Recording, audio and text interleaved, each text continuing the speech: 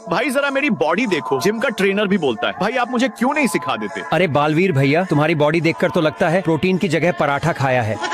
जरा मेरी बॉडी देखो। ओए विवान, बालवीर के बारे में तुम कुछ नहीं बोल सकते, वरना तुम्हारा मुंह तोड़ दूंगी। आ जाओ बालवीर भैया, आज तो तुम्हारी हड्डी पसली तोड़ दूंगा। लगता है तुम में ज्यादा ही अकड़ आ गई है विवान। आओ अभी तुम्हारी हेकड़ी निकाल देता हूँ। विवान, तुम्हारी हिम्मत कैसे हुई बालवीर से ऐसे बात करने की? तुम्हें तो मैं अभी बताती हूँ। अरे अनन्या दीदी, आप तो बुरा मान गई। मैं तो बालवीर भैया से सिर्फ। अरे विवान, क्या हो गया? तुम अपनी दोनों आँखों से नदियाँ क्यों बहा रहे हो? अरे बालवीर, तुम भी रो रहे हो। मुझे बताओ क्या हुआ है, मैं तुम्हारी मदद। अरे देखो, मेरी बॉडी एक एक मसल कट के साथ दिखती है और मेरी मेहनत साफ साफ छलकती है। अरे तुम्हारी बॉडी तो मेरे सामने कुछ भी नहीं है। जब मैं बाहर जाता हूँ तो लोग आंखें फाड़ फाड़ के मेरी बॉडी देखते हैं। अरे प्रोटीन खाने वालों, बात सुनो मेरी। बॉडी दिखावे से नहीं, पेशेंट से बनती है। प्रोटीन से सिर्फ दिखावा बन सकता है।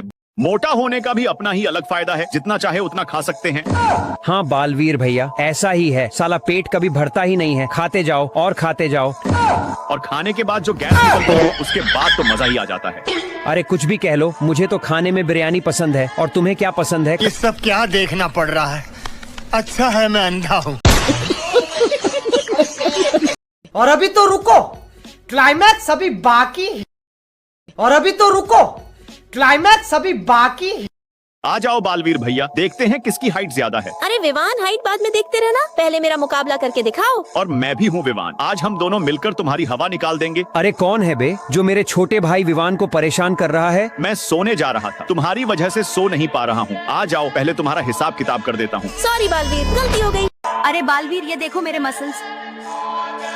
अरे तिमनासा, तुम्हारे मसल्स को मैं अपने मसल से मसल के रख दूंगा। अरे बालवीर, ये देखो तुम्हारी बॉडी मेरे सामने कुछ भी नहीं। अरे अनन्या, अपनी औकात में रहो और इधर देखो। अरे रे के बच्चे, एक मारा तो कभी नहीं उठ पाएगा।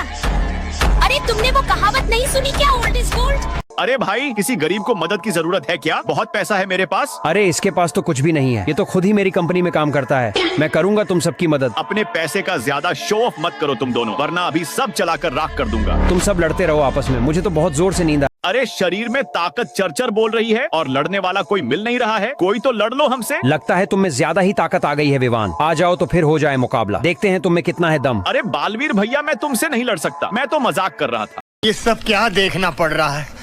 अच्छा है मैं अंधा हूँ। एक खुली जगह पर दादी और बंदर मिलकर बर्फ की बस बना रहे हैं।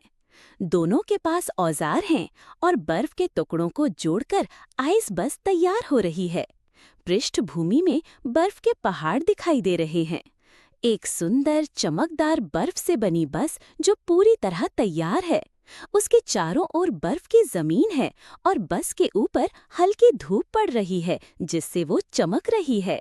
दादी और बंदर बर्फ की बस में बैठकर गांव की तरफ जा रहे हैं। रास्ता खेतों और पेड़ों के बीच से निकल रहा है। दोनों के चेहरे पर खुशी है। गांव के लोग बर्फ की बनी बस में बैठ रहे हैं। बच्चे, बूढ़े, महिलाएं सब उत्साहित हैं। गांव की पृष्ठभूमि में मिट्टी के घर और हरे भरे पेड़। दादी बर्फ की बस चलाकर गांव के लोगों को शहर ले जा रही हैं। शहर की इमारतें दूर दूर नजर आ रही हैं और बस सफेद बर्फ से चमक रही है। एक बर्फ से बना घर, जिसके अंदर एक दिन मुर्गा बांग दे रहा था।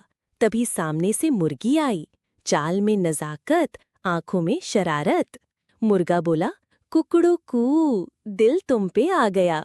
मुर्गी मुस्कुराई, बोली, कुक कुक, सोच लो मैं जल्दी नहीं पटती। मुर्गा रोज दाना लाता, छांव में बैठाता और मुर्गी धीरे धीरे पिघल गई। फिर क्या था, दोनों ने एक साथ दाना चुगा और प्यार की बगिया बसा ली। चूजों के साथ अब पूरा परिवार है। एक प्यारी सी को कहानी।